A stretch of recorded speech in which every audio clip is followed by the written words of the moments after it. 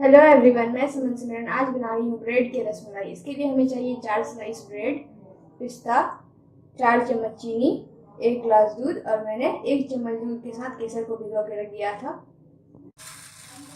सबसे पहले हम रसमलाई के लिए मलाई बनाएंगे। इसके लिए दूध, चीनी, हम इसे थोड़ा ठीक होने तक पकने देंगे। अब हम ब्रेड को किसी छोटे ढक्कन की सहायता से काट लेंगे।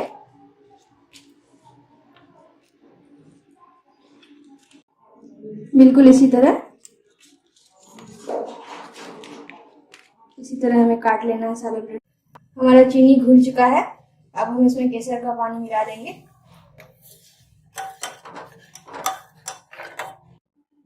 हमें इसे हिलाते रहना है और थोड़ा सा और ठीक करना है। देख सकते हैं हमारी मलाई बिल्कुल बनकर तैयार है। हम गैस ऑफ कर देंगे।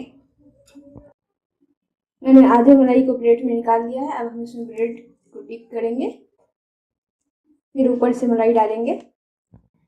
मैंने सारे ब्रेड को प्लेट पे सेट कर दिया है। अब हम ऊपर से फिर से मलाई डालेंगे।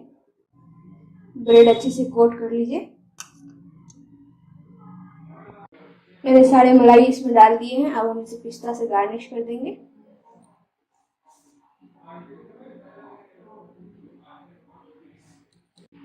आप देख सकते हैं ये कितना अच्छा लग रहा है।